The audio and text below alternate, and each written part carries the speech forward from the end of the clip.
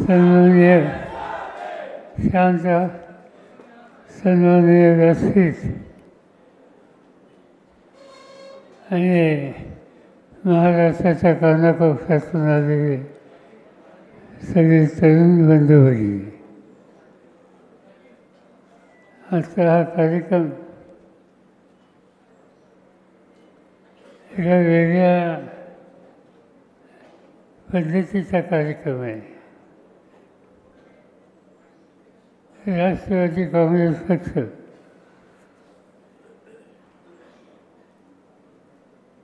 आणि त्याची कामाची पद्धत ही इतरांच्या पेक्षा वेगळी आहे. आणि त्याचं उत्तम उदाहरण वैद्यकीय क्षेत्रामध्ये काम करणारे आमचे सगळे डॉक्टर लोक पक्षाचं धोरण लक्षामध्ये घेऊन ज्याचा उल्लेख या ठिकाणी केला गेला की 80% समाजाचं काम आणि 20% राजकारण, त्याची प्रचिती ही आपल्या सगळ्यांना वैद्यकीय विभागाच्या वतीनं आली. महाराष्ट्रामध्ये ज्या ज्यावेळी संकट आलं त्यावेळेला पक्ष आणि पक्षाचे कार्यकर्ते संकटग्रस्तांना बाहेर काढण्यासाठी अग्रभागी राहिले. त्यांच्या मालिकेमध्ये आपला हा वैद्यकीय विभाग अत्यंत महत्त्वाचा आहे. मी बघितलं 2 वर्षाच्या पूर्वी कोकणामध्ये, कोल्हापूर जिल्ह्यात आणि आणखीन काही भागामध्ये महापूर आला. त्या महापुरात जे सापडले त्यांना मदत करण्यासाठी आपला वैद्यकीय विभाग आणि त्यांचे सगळे सहकारी अक्षरशः रात्रंदिवस कशाचा विचार न करता या संकटग्रस्तांना मदत करण्यासाठी अग्रभागी होते. 2-3 वर्षाच्या पूर्वी देशामध्ये करोनाचं संकट आलं आणि त्या करोनाच्या संकटाच्या काळातसुद्धा गावोगाव घरोघर स्वतःला आणि स्वतःच्या आरोग्याला एक प्रकारची चिंतेची अवस्था असताना सुद्धा त्या करोनाग्रस्तांना मदत करण्यासाठी आपला वैद्यकीय विभाग हा अग्रभागी राहिला. मला त्याच्यामध्ये राजेश टोपेंचा उल्लेख करायला पाहिजे. राजेश टोपेंनी हे संकट आल्याच्या नंतर रात्रीचा दिवस त्याचा विचार केला नाही. पूर्ण ताकदीनं या संकटग्रस्तांच्यासाठी कष्ट करणं, त्यांना बाहेर काढणं हे काम त्यांनी या ठिकाणी केलं. आणि म्हणून या विभागानं आता एक नवीन योजना काढली, संजीवनी आरोग्य मित्र. आणि माझी खात्री आहे की याचं काम सुरू झाल्याच्या नंतर महाराष्ट्रातल्या घराघरामधून आरोग्याची चिंताजनक स्थिती आहे ज्यांच्याकडे आहे त्या सगळ्या लोकांना, त्या कुटुंबाला या आरोग्य मित्राची मदत होईल आणि एक प्रकारचा आधार होईल. डॉक्टर जगताप आणि त्यांचे सगळे सहकारी हे अभिनंदनाला पात्र आहेत. तुम्हाला सगळ्यांच्या वतीनं मी त्यांना धन्यवाद देतो. तुम्ही काम करत राहा. त्याचा उपयोग हा महाराष्ट्राला नक्की होतो आहे याची खात्री सामान्य लोकांना पडलेली आहे. दुसरा एक कार्यक्रम या ठिकाणी घेतला आणि विशेषतः तरुण पिढीने घेतला आणि ती म्हणजे संघर्ष यात्रा. संघर्ष लोकांच्यासाठी, संघर्ष शेतकऱ्यांच्यासाठी, तरुणांच्यासाठी, संघर्ष बेरोजगारांच्यासाठी,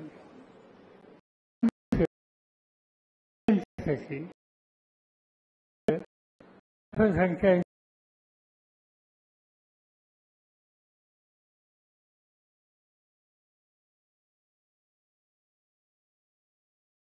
कष्टाचा प्रश्न सोडवण्यासाठी लोकशाहीच्या मार्गाने एका चौकशीत बसून प्रसंगी संघर्ष करायची आणि लोकांची जागृती करायची याची अत्यंत आवश्यकता असते. आणि मला आनंद आहे की रोहित आणि त्यांची सगळी टीम त्यांनी हा कार्यक्रम हातामध्ये घेतला. मला आठवतं आहे ही संघर्ष यात्रा अनेक गोष्टी शिकून जाते. माझा स्वतःचा अनुभव आहे ज्याचा उल्लेख या ठिकाणी केला. 1980-81 साली जळगावपासून नागपूरपर्यंत आम्ही शेतकरी दिंडी काढली. गावोगाव गेलो, कुठेही कुणी गाडीमध्ये बसलो नाही. त्रास झाला, पण त्या त्रासाच्या पेक्षा गावागावाच्या सामान्य माणसाचं मन आणि मत हे समजून घ्यायची संधी मिळाली. जाईच्या ठिकाणी अनेक प्रश्न लोकांनी मांडले. कुणी शेतीचे मांडले, कुणी बेरोजगारीचे मांडले. हे प्रश्न समजून आम्ही घेत होतो, त्याच्यावर बोलत होतो. सुदैवाने काही जाणकार पत्रकार हेही त्याच्यात सहभागी झाले. त्यांनी लिखाण केलं आणि ऐकलेल्या पत्राला वाचा फोडायचं काम माध्यमाच्या वतीने त्यांनी केलं. त्याचा परिणाम प्रश्नाची सोडवणूक करण्याच्यासाठी अतिशय अनुकूल अशा प्रकारचं. आणि तेच काम आज या ठिकाणी ही संघर्ष यात्रा काढून तरुणांनी महाराष्ट्रातल्या खेड्यापाड्यातल्या माणसाची मनं जिंकली, त्यांना एक आधार दिला. आणि तो आधार देत असताना आपल्यालासुद्धा काही गोष्टी शिकायला मिळाल्या आणि त्याचा निश्चितपणाने जीवनात होईल. आणि महाराष्ट्राला एका योग्य रस्त्याने याची जी इच्छा आहे होती त्याची पूर्तता या सगळ्या गोष्टीचा वेळ. आज एका वेगळ्या स्थितीतून आपण जातो. केंद्राची सत्ता एका पक्षाच्या हातात आहे आणि उत्तरेकडच्या सर्व राज्यांची सत्ता ही त्यांच्या हातामध्ये.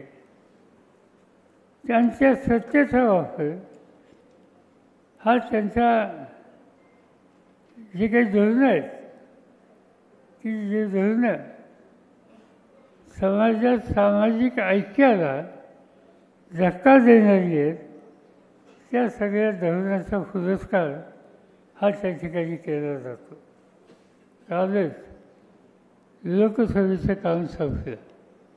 प्रधानमंत्र्यांचं भाषण तुम्ही बघितलं असेल तेव्हा 2 दिवसापूर्वी प्रधानमंत्र्यांचं भाषण राज्यसभेचं तुम्ही ऐकलं असेल तर काय सांगितलं त्यांनी काही सांगितलं नाही. सांगितलं की इंदिरा गांधींचा हल्ला, जवाहरलाल नेहरूंचा हल्ला, ज्या व्यक्तीने ज्या कुटुंबाने स्वातंत्र्याच्या आंदोलनात 13 वर्ष तुरुंगात काढली आणि स्वातंत्र्य प्राप्त झाल्याच्या नंतर त्या स्वातंत्र्याचा अर्थ लोकशाहीच्या माध्यमातून सांगण्यासाठी प्रयत्न केले. एक लोकशाही फनेस शासन दिलं, अशांच्या व्यक्तिगत हल्ले मला समजत नाही की त्याच्यातून त्यांनी काय साधलं. ज्यांनी देशासाठी कष्ट केले, त्याग केला, दिशा दाखवली, त्यांच्यावर व्यक्तिगत हल्ले करण्यात शहाणपणाचं लक्षण नाही. आणि आज अशी भूमिका राज्यकर्त्यांच्याकडून घेतली जाते. अनेक गोष्टी सांगता येतील. सत्तेचा गैरवापर, त्याचा उल्लेख या ठिकाणी थोडा झाला. आज भाजपच्या विचाराच्या विरुद्ध कुणी वेगळी भूमिका घेत असेल तर सत्तेचा गैरवापर कसा केला जातो हे आम्ही बातम्यांमध्ये बघितलं. अलीकडे काही नवीन शब्द हे महाराष्ट्रात आणि देशात वाहित झाले. याच्या आधी ईडी हा शब्द व्हायचा होता. आता ईडी हा शब्द देशाच्या कानाकोपऱ्यात होता. काल येताना मी माहिती घेतली की ईडीचा गैरवापर किती झाला. 2005 ते 2023 या 17 वर्षाच्या काळामध्ये ईडीच्या केसेस 6,000 रजिस्टर झाल्या. त्याची चौकशी केल्याच्या नंतर सत्यावर आधारित केसेस किती निघाल्या? 25. लक्षात घ्या तुम्ही की एवढ्या 6,000 आणि त्याच्या 25 याच्यामध्ये त्यांना काहीतरी मिळालं. आणि त्या 25पैकी ज्यांना शिक्षा झाली असे काही लोक किती होते? 2. आणि या कामाच्यासाठी ईडीचं बजेट 404 कोटी होतं. 404 कोटी खर्च करून एवढा उपद्रव त्यांनी केला. आणि हे करत असताना ही ईडी कुणाच्या मागे लावली? गेल्या 18 वर्षामध्ये 147 नेत्यांची चौकशी झाली. त्याच्यामध्ये 85% नेते हे विरोधी पक्षाचे होते. आणि भाजप सत्तेत आल्याच्या नंतर त्यांनी कुणावर हे ईडीचं हत्यार वापरलं? 8 वर्षामध्ये 121 देशांच्यावर कारवाई केली. त्यात एक मुख्यमंत्री, एक माजी मुख्यमंत्री, विरोधी पक्षाच्या सरकारमध्ये 14 मंत्री, 24 खासदार, 21 आमदार, 7 माजी खासदार, 11 माजीदार. आणि या सगळ्यामध्ये ईडीने ज्यांच्यावर कारवाई केली त्याच्यामध्ये एकाही भारतीय जनता पार्टीच्या नेत्याचं नाव नाही. एकाही. याचा अर्थ काय? आणि काही लोकांची चौकशी आधी होती. हे सत्यावर आल्याच्या नंतर ती सत्ता ही चौकशी थांबवायचा निकाल त्यांनी त्या ठिकाणी घेतला. आणि म्हणून आज या अधिकाराचा गैरवापर फक्त लोकशाहीमध्ये त्यांच्या मनाच्या विरुद्ध जे काही बोलतात त्यांच्या विरुद्ध वापरणं हा एकमेव कार्यक्रम आजच्या राज्यकर्त्यांनी केलेला आहे. आणि म्हणून या सगळ्याच्या विरुद्ध आपल्याला जन्म तयार करावा लागेल. काही लोकांच्या भाषणात उल्लेख झाला. काही लोक गेले पक्ष सोडून. त्यांनी सांगितलं विकासासाठी आम्ही गेलो. गमत आहे. संसदीय लोकशाही पद्धतीमध्ये विरोधी पक्षाला काही महत्त्व असतं का नाही? लोकशाहीमध्ये सत्ताधारी जसा महत्त्वाचा तसा विरोधी महत्त्वाचा. या देशामध्ये विरोधी पक्षाची भूमिका असते आणि हा नेताही महत्त्वाचा असतो. हे स्वातंत्र्याच्या नंतर अनेक वर्ष आपण पाहिलं. भारतामध्ये अटल बिहारी वाजपेयी विरोधी पक्षाचे नेते होते. त्यांनी काम केलं. त्यांचा लौकिक चांगला होता आणि त्यांनी केलेलं काम आणि त्यांची देशसेवा ही लोकांच्या लक्षात राहिली. त्याला भारतरत्न देण्यात आलं. विरोधी पक्षाचा नेतासुद्धा काम करू शकतो हे योग्य आहे आणि विकासासाठी आम्ही पक्ष सोडतो ही सवय व्यक्तींचीच योग्य नाही. महाराष्ट्रामध्ये तुम्ही राजेश नाथांचं नाव ऐकलं, मधु दंडवतांचं नाव ऐकलं, उद्धवराव फाटलांचं नाव ऐकलं, तुम्ही मधु लिमयांचं नाव लागलं. या सगळ्यांच्यासाठी पाहिजे ती सत्ता देण्याची तयारी ही असतानासुद्धा त्याचा व्यक्तींचीच विचार त्यांनी केला नाही. या नेत्यांच्या मालिकेमध्ये तुम्हाला आठवत असेल यशवंतराव चव्हाण स्वतः विरोधी पक्षात होते.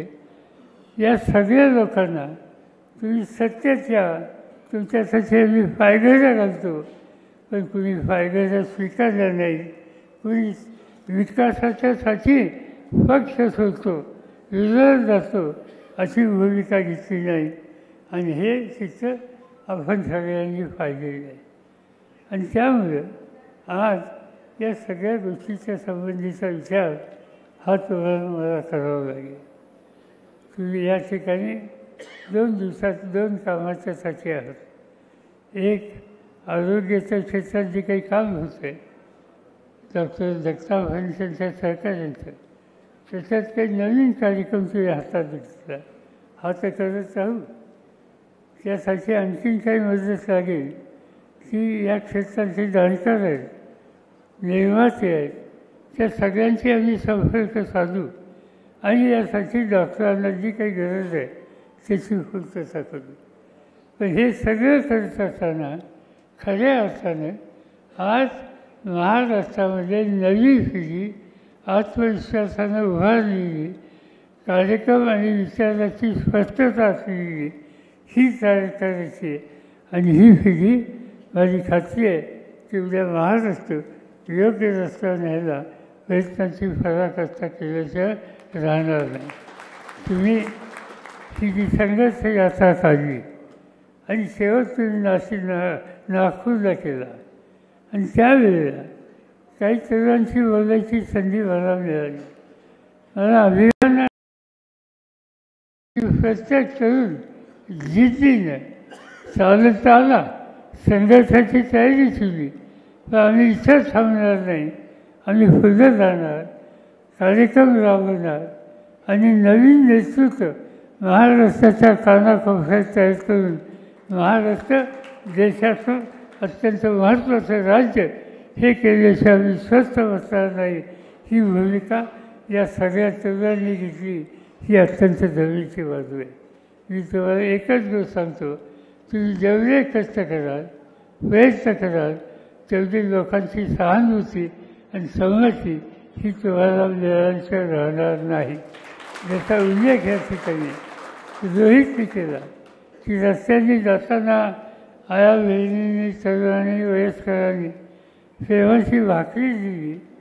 अशी प्रेमाची भाकरी देणारे घटक घराघरात आहेत. त्यांना हे मान्य आहे. तुम्ही काम करताय ते त्यांना पसंत आहे. तुम्ही उद्याचं नेतृत्व आहात, तुम्ही उद्याचा महाराष्ट्र उभा करणार आहात, ही भूमिका घेणार आहेत. आणि हा महाराष्ट्रातला सामान्य मनापासून तुमच्याबरोबर हा आहे. त्यासाठी तुम्ही जागरूक राहा, प्रयत्नशील राहा, एवढंच या ठिकाणी सांगतो आणि माझे 2 शब्द सांगतो.